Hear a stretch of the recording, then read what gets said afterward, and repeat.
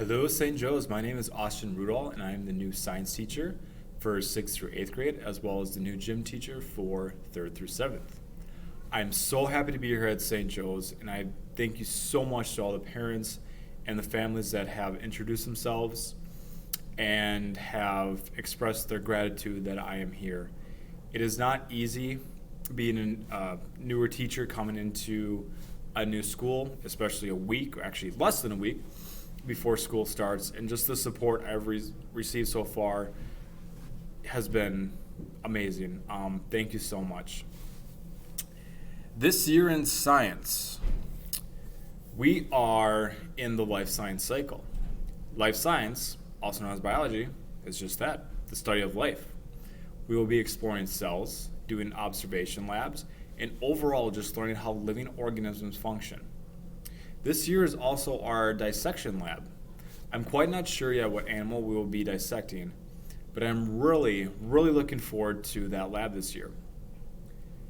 Science to me is more hands-on than anything else. Sure, we need to gather our basic background knowledge through textbook work, lectures, taking notes, and learning the basic vocabulary, but I believe science is better taught with hands-on experience. So we'll be doing a lot of labs this year. Some of them will be simple over the course of a day. Some of them will be over the course of multiple days. All right? But getting that hands-on knowledge, I feel, is going to enhance the learning and is going to enhance this year and make this year a lot of fun. In terms of labs, I've already passed out lab notebooks to your students. Like I said, this year we're going to be doing a lot of labs. I'm really going to focus on how to do a proper lab write-up, experimentation, report, writing a hypothesis, and overall just following the scientific process. In terms of notes, I do expect the students to take notes each day. Every single day we'll be talking about something new or highlighting key points from the previous lesson.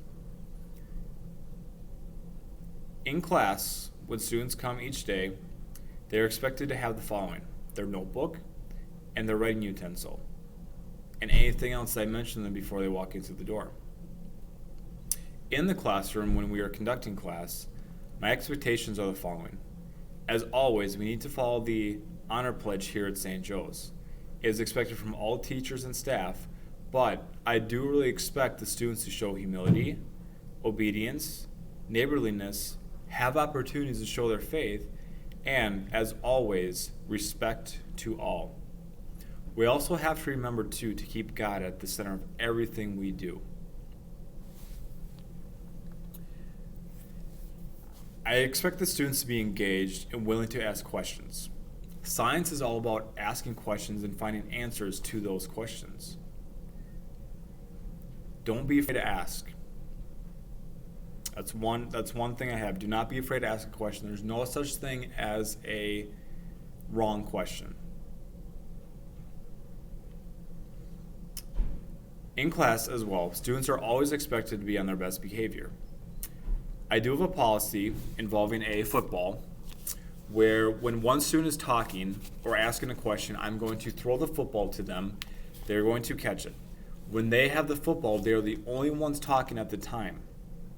This is helping to enhance not only the classroom environment by doing something fun, but it's also reinforcing the ability that if you are the one talking, you should be the only one talking, and respect, all right? Showing respect to your peers means when they have a question or maybe answering a question, you need to give them the opportunity to speak. All voices need to be heard and respected. In terms of homework, late work, and overall lab assignments, I expected homework and all work to be completed to the best of the student's ability and following all directions. Labs, I will grade based upon completion and following the lab procedure. Labs do not always have the result that you want, or sometimes it is completely opposite result of what you predicted. So I believe it is not fair to grade based on how your lab turns out. Homework assignments, more often than not, there will be about 3, sometimes less, or there may be more per week depending on what unit we are on. With all that said, late work. Late work, all work is expected to be turned in at the due date that is assigned. For each day that an assignment is late, points will be taken off daily based on the number of points available. So for example, if it's a 100-point assignment, 5 points will be taken off each day. If it's about a 20-point assignment,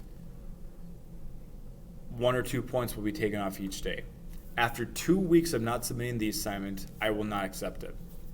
There's a difference to me between forgetting to do assignment or having a late practice or something else going on that night and you can't get it done right away versus just not turning it in after 2 weeks.